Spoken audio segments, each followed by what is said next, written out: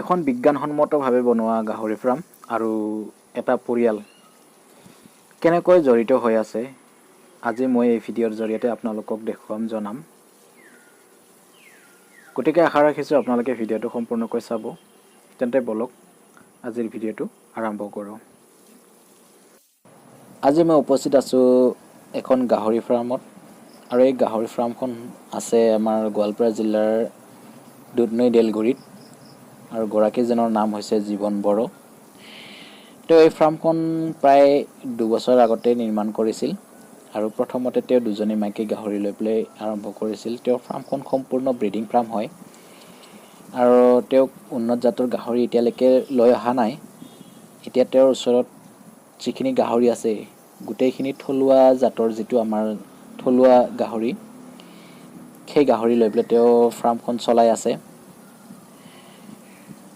তেওঁ ভৱিষ্যত পৰিকল্পনা কৰিছে আৰু উন্নত জাতৰ গাহৰি লৈ পেলাই তেওঁ ফাৰ্মখন ডাঙৰ কৰিবলৈ। কিন্তু তেওঁৰ এটাই সমস্যা, এই গাহৰি ফাৰ্মৰ পৰা যিখিনি টকা তেওঁ উপাৰ্জন কৰে তাৰে 50% তেওঁ ঘৰখন চলাওঁতে খৰচ কৰিবলগীয়া হয়। সেয়েহে তেওঁ ফাৰ্মখন বহুত ডাঙৰ কৰিব পৰা নাই। 2 বছৰত আপোনালোকে যদি কৰে, 2 বছৰত আপোনালোকে যিখিনি খৰচ কৰে সেইখিনি টকা আপোনালোকে উঠাবলৈ সক্ষম হ'ব বা উপাৰ্জন কৰিবলৈ সক্ষম হ'ব। কিন্তু সেই টকাৰে যদি আপোনালোকে ঘৰ চলাবলৈ হয় তেতিয়াহ'লে সেই ফাৰ্মখন ডাঙৰ কৰোঁতে অকণমান সমস্যাই দেখা দিয়ে আৰু যদি মূলধন আপোনালোকৰ হাতত নাথাকে তেতিয়াহ'লে এই ফাৰ্মখন চলাই নিওঁতে অকণমান সমস্যা আহি পৰে।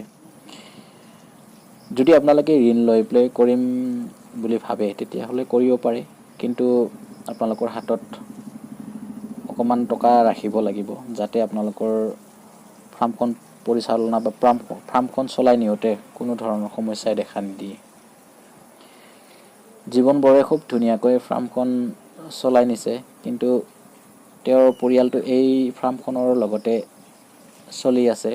ফাৰ্মখনৰ পৰা যিমানখিনি গাহৰিৰ পৰা যিমানখিনি টকা ইনকাম কৰিবলৈ সক্ষম হৈছে তাৰে 50% বা তাৰে আধা অংশ তেওঁ পৰিয়াল চলাওঁতে ব্যৱহাৰ কৰাৰ কাৰণে তেওঁ ফাৰ্মখন ডাঙৰ কৰিব পৰা নাই। তেওঁৰ 3জনী মাইকী গাহৰি এতিয়া প্ৰেগনেণ্ট হৈ আছে। প্ৰায় 2 মাহমান পিছত তেওঁ পোৱালি পাবলৈ সক্ষম হ'ব, যদিহে ভালে ভালে হয়। তেওঁৰ এটাই আশা, তেওঁৰ ফাৰ্মখন ডাঙৰ কৰাৰ তেওঁৰ ইচ্ছা, ফাৰ্মখন আৰু উন্নত কৰিবলৈ। কিন্তু যেতিয়া আপোনাৰ হাতত মূলধন নাথাকিব তেতিয়া অকণমান সমস্যাই দেখা দিয়ে। আপোনালোকে কৰিব পাৰে, কিন্তু গাহৰি ফাৰ্মটো যেনেকৈ দেখাত সহজ বুলি ভাবে কিন্তু সিমান সহজ নহয়। গতিকে অকণমান কষ্ট কৰিব পাৰিব লাগিব।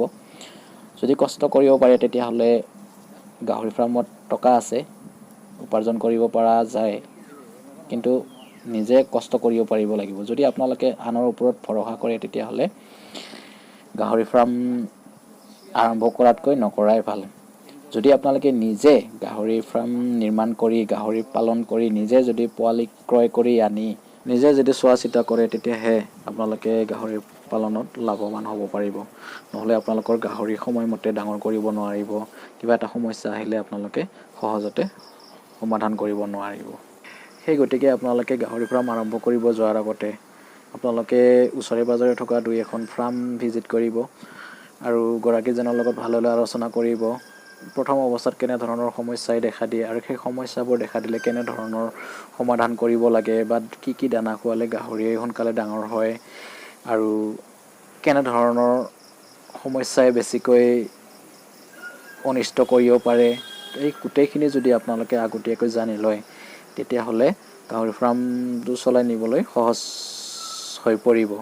আৰু যদি আপোনালোকে ট্ৰেইনিং লয় তেতিয়াতো আৰু বেছি ভাল। যদি ট্ৰেইনিং নলোৱাকৈ আপোনালোকে গাহৰি ফাৰ্মটো আৰম্ভ কৰিব বিচাৰে তেতিয়াহ'লে জনা মানুহৰ পৰা আপোনালোকে দিহা পৰামৰ্শ লৈহে আৰম্ভ কৰিব। তো বন্ধুসকল, মোৰ এই ভিডিঅ'টো চাই পেলাই কেনেকুৱা পালে জনাবলৈ কমেণ্ট বক্সত কমেণ্ট কৰিব। যদি ভাল লাগিছে তেতিয়াহ'লে লাইক কৰিব আৰু যদি মোৰ চেনেলত আজি প্ৰথমবাৰ আহিছে তেতিয়াহ'লে মোৰ চেনেলটো প্লিজ ছাবস্ক্ৰাইব কৰি দিব। লগতে কাষত থকা বেল আইকনটো প্ৰেছ কৰি অল কৰি দিব যাতে মোৰ আহিবলগীয়া ভিডিঅ'বিলাকৰ ন'টিফিকেশ্যন আপোনালোকে পোনপ্ৰথমে পায়। তেন্তে বন্ধুসকল, আজিৰ ভিডিঅ'টো ইমানতে সামৰি আপোনালোকৰ পৰা বিদায় লৈছোঁ।